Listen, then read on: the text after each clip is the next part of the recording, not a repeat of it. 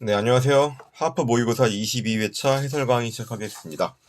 오늘도 문제가 좀 까다로운 문제가 좀 있었죠.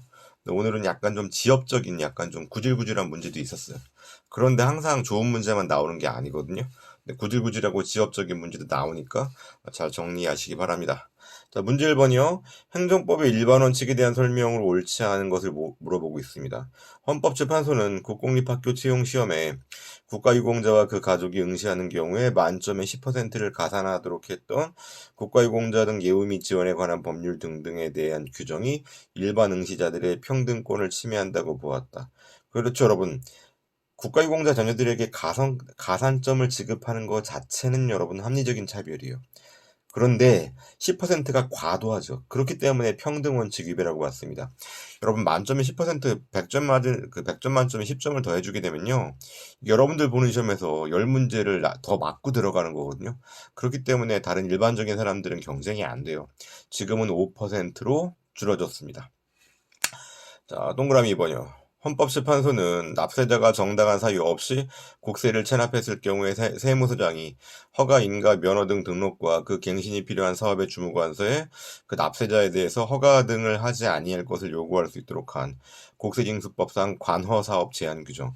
여러분 부당결부금지 원칙에 반할 소지가 있는 건 많거든요. 식품위생법상 영업허가를 안 해주는 거는 관련 법규 위반이 있는 경우인 거지. 세금 안 냈다고 해서 영업허가 안 해준다 그러면 실질적인 관련성이 부인될 수도 있어요. 그렇기 때문에 논란이 있긴 해요. 논란이 있긴 한데 헌법재판소가 위헌이라고 판단한 사실은 없습니다. 여전히 관할사업 제한에 관한 규정 자체는 존재하고요.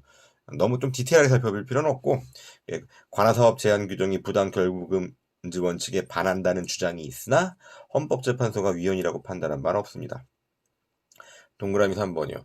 행정의 자기구속 원칙을 적용함에 있어서 종전의 행정 관행의 내용이 위법하다. 그럼 종전의 관행이 위법하면 앞으로 하면 돼? 안 돼요. 여러분 악습은 폐지해야 돼요. 그렇기 때문에 옛날에는 나쁜 거 해줬는데 왜 요즘에는 나쁜 거 안 해줍니까? 즉 위법인 수익적인 내용의 평등한 적용을 요구하는 청구권은 인정될 수 없죠. 이거 우리가 뭐라 불러? 불법 앞에 평등 없는 거죠. 그동안 딴 사람들은 쓰레기 무단 투기했는데 눈 감아줬어. 이번에 나한테는 왜 눈 감아주지 않습니까? 라고 얘기할 수 있는 법적인 권리는 없다고요. 동그라미 4번이요. 같은 정도의 비위를 저지른 자들임에도 불구하고 그 직무의 특성 등에 비추어서 개선하고 진전한다는 뜻이죠. 그러니까 반성하고 있는지를 물어보는 겁니다. 개전의 정이 있는지 여부에 따라서 징계의 종류의 선택과 양정에서 다르게 취급하는 것은 합리적인 차별이죠. 뭐 교사들이 촌지받았는데 출판사로부터 그 로비 받았거든요.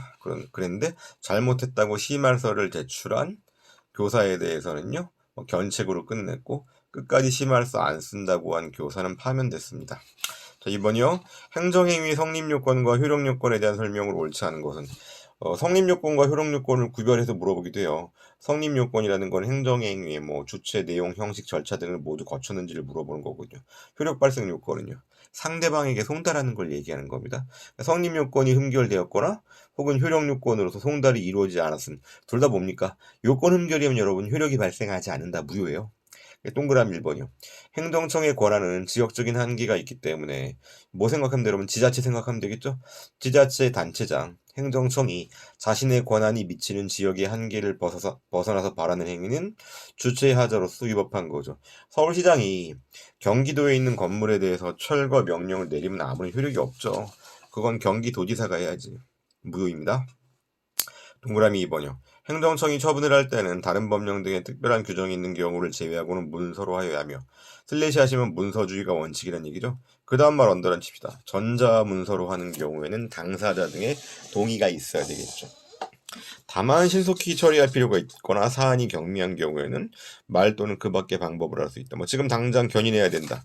견인 관련돼 가지고 앞에 보니까 그 뭐 자동차 앞에다가 전화번호가 적혀 있었다. 그럼 문자로 알려줄 수도 있는 겁니다. 3번이요. 면허관청이 운전면허 정지 처분을 하면서 통지서에 의해서 면허 정지 사실을 통지하지 아니하거나 처분 집행 예정일 7일 전까지 이를 발송하지 아니한 경우에는 절차와 형식을 갖추지 아니한 것이기 때문에 효력이 없으나 맞죠? 행정행위의 성립 요건이 흠결된 거죠. 혹은 뭐 효력 요건이 결여되었다고 봐도 좋고 면허관청이 임의로 출석한 상대방의 편의를 위해서 뭐로 알려줬대요? 구두로 알려줬단 말이죠. 그럼 구두로 알려줬으면 이런 말로 알려준 거죠. 이건 여러분 침입 처분의 경우에는 말로 한 거란 아무런 효력이 없습니다. 운전면허 정지 처분 사례도 있고 소방법상 시정명령 사례도 있고 효력이 인정되지 않습니다. 동그라미 4번이요. 납세 고지서에 교부 송달 및 우편 송달이 있어서 납세 고지서 침입 처분이죠. 상대방이 있는 침입 처분이기 때문에 상대방에게 도달해야 돼요. 송달해야 된다고. 반드시 납세 의무자나 또는 그와 일정한 관계에 있는 사람, 뭐 이해관계자, 뭐 동거 가족이라든지 뭐 직원 이런 사람들의 현실적인 수령 행위를 전제로 하고 있다. 맞죠? 그래서 납세자가 과세처분의 내용을 알고 있었다고 할지라도 송달은 반드시 필요하다. 송달이 안 되었으면 효력이 발생하지 않아요. 3번이요. 허가에 대한 설명으로 옳지 않은 것은? 동그라미 1번. 식품위생법상 대중음식점, 음식점 영업허가는 성질상 언더란 쳐볼까요? 일반적 금지에 대한 해제, 강학상 허가에 대한 개념정이죠. 따라서 허가는 기속행위가 원칙이잖아요. 법에서 정한 요건을 구비한 때는 허가하여야하고 기속행위란 뜻이죠. 관계법령에서 정하는 제한 사유가 있다면 거부할 수 있죠. 동그라미 2번이요. 도로법과 건축법에서 각 규정하고 있는 건축허가 이게 어떤 경우냐면요. 접도구역. 접도구역이 뭡니까? 도로와 접한 구역이죠. 자, 그래서 도로와 접한 구역에서 건물을 공사하게 되면요. 집안을 깊이 파잖아요. 그러면 도로가 함몰될 수가 있어요. 그래서 도로법상 허가도 받아야 되고 건축법상 허가도 받아야 돼요. 그리고 도로법상 허가권자와 건축법상 허가권자는 달라요. 건축법상 허가권자는 일반적으로 기초단체장이고요. 도로법상 허가권자는 일반적으로 광역단체장입니다. 뭐 국도라면은 국토교통부 장관이 되겠지. 여하튼 그 허가를 받도록 한 목적, 허가의 기준, 허가 후의 감독에 있어서 동일함으로 벌써 틀렸죠. 상이하자고. 그래서 도로법에 의해서 도로관리청인 도지사로부터 개축 허가를 받았다. 건축법에 의한 시장 군수의 허가를 별도로 받아야 되는 거죠. 이게 도로법상 도로관리청은 광역단체장이고 건축법상 허가권자는 기초단체장. 각각 따로 받아야 되는 거죠. 한 곳으로 몰아가려면 어떻게 해야 돼요? 인허가 의제가 있어야 돼요. 그런데 이 도로법상 허가와 건축법상 허가 사이에서는요, 인허가 의제 규정이 없습니다. 그래서 양쪽 다 받아야 돼요. 그러니까 접도구역에서 문제가 되는 겁니다. 접할 접자죠. 도로와 접한다. 동그라미 3번이요. 허가 등의 행정 처분은 원칙적으로 처분 시의 법령과 허가 기준에 의하여 처리되어야 하고 허가 신청 당시의 기준에 의하는 것이 아니죠. 그래서 허가 신청 후 허가 기준이 변경되었다고 할지라도 그 다음부터 언더를 쳐볼까? 허가관청이 허가 신청을 수리하고도 의도적으로 정당한 이유 없이 그 처리를 늦추어 그 사이에 허가 기준이 변경 여기까지 언더를 치면 이건 뭡니까? 신의성실의 원칙에 반하는 경우죠. 이런 경우가 아니라면 신법에 따른 변경된 허가 기준에 따라야 한다. 오케이. 동그라미 4번. 판례는 허가의 성격을 기속행위로 본 것도 있고 재량행위로 본 것도 있다. 원칙적으로 허가의 성격은 기속행위로 보죠. 다만 무슨 환경보호든 중대한 공익상 필요가 있으면 재량행위로 보는 경우도 있잖아. 뭐 산림훼손 허가라든지 임목굴체 허가, 임목벌체 허가 등이 있어요. 4번 보겠습니다. 부당이득과 가장 거리가 먼 것은? 동그라미 1번 조세 과운압, 동그라미 2번 공무원의 봉급 과액 수령, 동그라미 3번 처분이 무효 또는 소급 취소가 되었다. 그럼 무자격자가 기초생활보장금 수령한 거 토해내야 되겠죠? 부당이득이죠. 동그라미 4번 자연재해가 일어났어. 이때 빈 상점에 물건을 치워주는 거죠. 이거는 사무관리라고 부르는 거죠. 사무관리가 뭡니까? 법령상 의무가 없음에도 불구하고 남의 사무를 대신 처리해 주는 겁니다. 이건 사무관리에 해당해요. 5번 보겠습니다. 행정의 실효성 확보 수단에 대한 설명으로 옳은 것은 동그라미 1번. 통고 처분도 그렇고 과태료 처분도 그렇고 용어만 처분일 뿐이지 처분성을 인정하지 않습니다. 동그라미 2번. 좀 구질구질하죠. 행정청은 당사자가 납부기한까지 과태료를 납부하지 않는다. 그럼 지연이자가 가산되죠. 그 지연이자를 세 번째 줄에 가산금이라고 불러요. 가산세와 다릅니다. 가산금 지연이자요. 납부기한을 경과한 날로부터 체납된 과태료에 대해서 100분의 15는 심하죠, 여러분. 15%인데 100분의 15가 아니라 100분의 3입니다. 뭐 100분의 3이라는 걸 여러분 꼭 외워야 된다 이렇게 생각한다기보다는 기출지문이니까 선지 그대로 100분의 3이라는 거 한번 머릿속에 한번 슬쩍 들어갔다고 생각하세요. 외우려고 하지 마세요. 이게 정답이 아니잖아요. 동그라미 3번. 과징금을 부과할 것인지 영업 정지 처분을 할 것인지는 통상 행정청의 재량에 속하는 것으로 본다. 여러분, 과징금을 부과할 것인지 영업 정지 처분을 할 것인지, 이때 과징금을 무슨 과징금이라고 불러요? 변형된 과징금이죠. 제가 오늘도 약간 목이 간질간질하긴 한데 그래도 그 21회차, 20회차보다는 좀 나은 것 같지 않습니까? 자, 목이 안 좋은 게 염증이 난 게 점점 좀 좋아지고 있습니다. 그래서 변형된 과징금의 경우 어느 쪽으로 갈지는 행정청의 재량이겠죠. 보통 초범 1회 위반의 경우에는 과징금으로 끝내준데 이게 계속 반복된다. 그럼 영업정지로 갈 수 있겠죠. 동그라미 4번이요. 동그라미 2번도 구질구질하고 동그라미 4번도 구질구질하고 행정법상 의무를 위반하거나 불이행한 자에 대해서 각종 인허가를 거부할 수 있도록 한다. 이렇게 행정법상 의무의 준수 또는 이행을 확보하는 이건 간접적인 강제 수단이죠. 관할사업의 제한은 간접적인 강제 수단이라고요. 5번의 동그라미 4번 그 몇 번이야? 1번의 동그라미 2번과 한번 보세요. 연결해 보세요. 세금을 안 냈단 말이죠. 그러면 세금을 내지 않은 사람에 대해서는 각종 관할사업, 영업허가 안 해주겠다. 이거는 여러분 세금을 안 냈으면 어떻게 해야 돼요? 강제 징수로 들어가야 되겠지. 그래서 강제 징수가 직접적인 강제 수단이에요. 관할사업의 제한은 영업하고 싶으면 세금 내라는 거니까 간접적이죠. 6번이요. 다음 중 국가배상과 관련돼서 공무원의 직무 관련성을 인정한 경우 공무원의 직무 관련성을 인정하면 국가배상 책임이 인정되고 직무 관련성이 부정되면 국가배상 책임도 부정되겠죠. 기업, 경찰서 대용감방 이걸 구치소라고 부르는 거죠. 거기서 경찰서 대용감방 유치장이나 구치소나 그 안에서 수감자들 간의 폭력 행위가 발생했어요. 그럼 경찰관이 제지해야 되겠죠. 제지 안 하는 바람에 구타당해서 사망했습니다. 그럼 공무원의 직무상 자기 의무 위반, 위법한 부작위죠. 국가배상 책임 인정되죠. 니은과 디귿은 묶어놓으세요. 공무원이 자기 소유 차량을 운전해서 출근하던 중이죠. 여러분, 니은 같은 경우 여러분 국가 배상 책임이 인정되려면 공무원의 직무 수행 중이어야 돼. 직무 수행 중. 출근하던 중의 경우는 여러분 직무 수행이 아니라 직무를 준비하는 거란 말이죠. 그렇기 때문에 피해자가 해당 공무원에 대해서 민사상 손해배상 책임, 자배법상 책임은 물을 수 있을지언정 국가에 대해서 국가배상 책임은 물을 수가 없어요. 출근하던 중이니까. 이것은요 미군 부대 소속 선임 하사관이 그럼 미군 부대 소속 미군이 대한민국에서 불법행위, 직무상 불법행위를 한 경우에 대한민국 정부에게 배상 책임이 있어요. 국가배상법, 그러니까 소파, 한미행정협정에 따라 그래요. 그런데 개인 차량을 운전했다. 앞에랑 똑같은데 그 다음에 언더리요. 출장을 갔다가 퇴근하기 위하여. 이거 여러분 그냥 일반적인 정규적인 출퇴근이 아니라 출장 갔다가 돌아오는 길이잖아요. 이거는 직무 관련성을 인정합니다. 왜? 출장 갔다가 부대로 복귀할 수도 있지만 부대로 복귀해봐야 별거 할 거 없다. 그럼 집으로 곧바로 갈 수도 있어요. 이건 출장의 연장선상으로 생각하셔야 돼요. 그렇기 때문에 이런 경우에는 직무 관련성이 인정되고 그렇다면 국가배상 책임이 인정된다는 얘기예요. 그리고 세무과에서 근무하던 구청 공무원이 무허가 건물 철거 세입자들에 대한 시형 아파트 입주권 매매 행위했다. 여러분 세무 담당 공무원의 업무와 아무런 상관이 없죠. 직무 관련성이 없다고요. 그렇기 때문에 이 경우는 일종의 이 인간이 부업을 한 거예요. 부업. 시형 아파트 입주권 매매라는. 그리고 관련돼서 여러분 비교해야 될 게 어떤 게 있냐면요. 공무원의 신분증 발급 등 업무를 담당하는 공무원이 타인의 신분증을 위조해서 대출을 받았다. 이런 경우에는 업무 관련성, 직무 관련성이 있죠. 그런 경우에는 국가배상 책임이 인정되지만 리을은 세무과와 첫 번째 줄 세무과, 두 번째 줄에 시형 아파트 입주권 매매 아무런 관련성이 없습니다. 7번이요. 다음 중 생활보상에 대한 설명으로 옳지 않은 것은 여러분 생활보상은요 헌법상 재산권에 터잡은 게 아니라 사회적 기본권, 인간다운 생활을 할 수 있는 권리에 터잡은 겁니다. 동그라미 1번 생활보상은 피수용자가 종전과 같은 생활을 유지할 수 있도록 실질적으로 보장하는 보상을 말한다.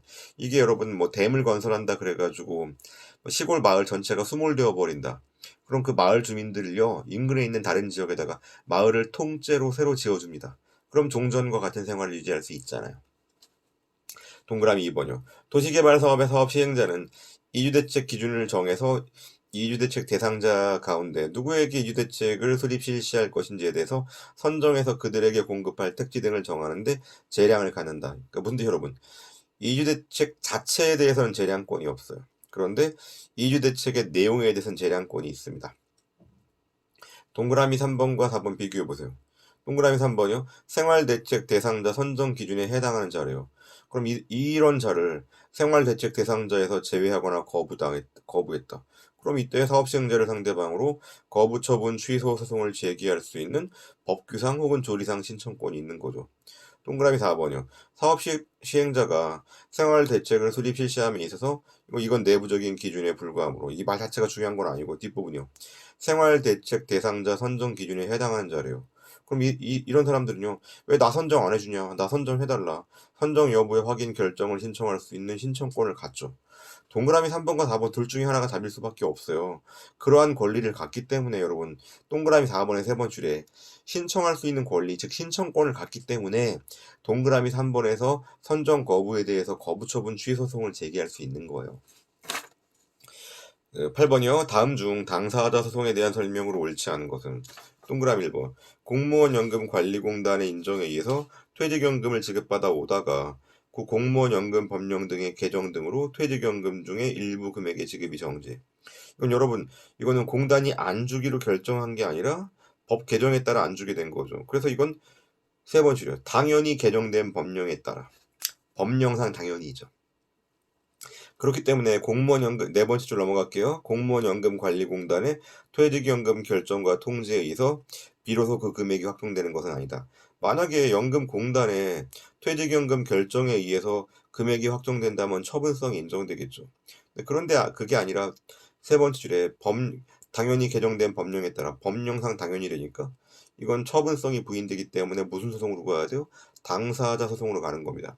처분성이 공법관계 중에서 처분성이 인정되면 항고소송, 인정 안 되면 부정되면 당사자 소송입니다. 그래서 아니다 그 다음부터가 틀렸죠? 그러니까 따라서 그 뒷부분 틀렸다고요. 동그라미 2번이요. 사업주가 당연 가입자가 되는 고용보험 및 산재보험, 4대 보험이죠? 4대 보험은 사법관계입니까? 공법관계입니까? 공법관계죠. 그리고 언더라인 쳐보세요. 보험료 납부 의무 부존재 확인해서 아무리 읽어봐도 이 안에 처분이라는 말이 없죠. 처분 이외의 공법상 법률 관계니까 무슨 소송이에요? 당사자 소송이죠. 동그라미 3번이요. 원고가 고의 또는 중대한 과실 없이 당사자 소송으로 제기해야 될 소송을 항고소송으로 잘못 제기했단 말이에요. 그럼 항고소송의 대상이 아니야. 그럼 각하요? 그럼 안 되지. 당사자 소송으로서의 소송 요건도 결하고 있음이 명백해서 당사자 소송으로 제기되었더라도 어차피 부적법하게 되는 경우가 아니라면 이거는 법원은 알려줘야 되는 거죠. 소변경 하라고요. 소변경 하도록 해서 심리 판단하여야 한다. 이런 걸 뭐라고 그래요? 성명권의 행사죠. 석명권. 한편 여러분 여기서 소변경은요. 법원이 직권으로 변경해 줄 수 있으니까 당사자의 신청이 필요합니까? 여러분 소변경은 직권으로 안 돼요. 당사자의 신청이 필요합니다. 법원 직권 불가능한 경우가 뭐예요? 피변 록첩이죠. 변에 해당합니다. 하지만 소변경 하라고 알려주긴 해야 된다고. 만약에 알려주지도 않았다? 그러면 법원이 성명권을 제대로 행사하지 않은 것이기 때문에 판결이 위법하게 되는 겁니다. 복잡하게 보지 마시고 당사자 소송으로 소변경 유도하라는 얘기입니다. 자, 동그라미 4번이요. 지방자치단체가 보조금 지급 결정을 하면서 지방자치단체가 사업자한테 주는 보조금이다. 공법관계겠죠. 일정한 기간 내에 보조금을 반환하도록 하는 교부 조건을 부과했다. 일종의 이게 의무를 불이행했을 때 반환하라는 것일 수도 있고 혹은 일종의 대여금 비슷한 것일 수도 있고 이러한 보관상 의무는 보조금을 받은 사업자가 지방자치단체에 부담하는 공법상 의무 그 다음에 세 번째로 언더라인이요. 보조사업자에 대한 지방자치단체의 보조금 반환 청구는 당사자 소송. 이건 누가 원고가 되는 겁니까? 지방자치단체가 원고가 되는 거예요. 보조사업자가 피고가 되는 것이고 돈 내놔라고 얘기할 수 있다고. 해당 지자체가. 그러니까 당사자 소송. 여러분 항고소송은 항상 행정청이 피고고 상대방 국민이 원고가 되는 거죠. 당사자 소송은요. 상대방 국민이 원고가 될 수도 있지만 지방자치단체가 원고가 될 수도 있어요. 9번 보겠습니다. 오늘은 행정심판법 문제가 2개네요. 다음 중 행정심판에 대한 설명으로 옳지 않은 것은 동그라미 1번이요. 처분의 취소 또는 변경을 구하는 취소심판에서 변경은 소극적인 변경도 가능하고 적극적인 변경도 가능합니다. 행정심판위원회는요. A처분을 B처분으로 바꿀 수도 있어요. 영업정지처분을요. 과징금 부과처분으로 바꿀 수도 있어요. 법원은 그렇게 못하죠. 법원의 경우에 취소 소송에서의 변경은 소극적 변경이거든요. 법원은 적극적인 변경을 못하는 이유는 뭡니까? 권력 분리 원칙 때문이죠. 하지만 행정심판위원회는 권력 분리 원칙이 문제가 되지 않기 때문에 적극적인 변경도 가능해요. 동그라미 2번. 취소 심판 청구에 대해서 기각재결이 있다. 기각재결은 기속력이 발생하지 않죠? 그래서 처분청은 당해 처분을 직권으로 취소 또는 변경할 수 있다. 9번의 동그라미 2번은 제가 전에 한번 얘기한 것 같은데, 뭐 관악구에 있는 호프집 사건 뭐 이런 얘기도 했었어요. 동그라미 3번이요. 행정심판위원회는 피청구인이, 이거 피청구인은 처분청 얘기하는 거죠? 처분 이행명령 재결, 처분 이행명령 재결을 한다는 쳐볼게요. 이행명령 재결이니까 행정심판 종류가 취무의 중에서 뭐였어요? 의무이행심판이었지. 의무이행심판의 인용재결이라고요. 그럼에도 불구하고 처분을 하지 않는다. 당사자가 신청하면 언더라.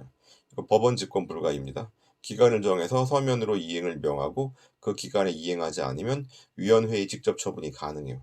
여러분, 위원회의 직접 처분이 이렇게 동그라미 3번은요. 직접 처분 그러면 앞글자가 2개 나와야 돼. 하나가 의직이에요. 의직.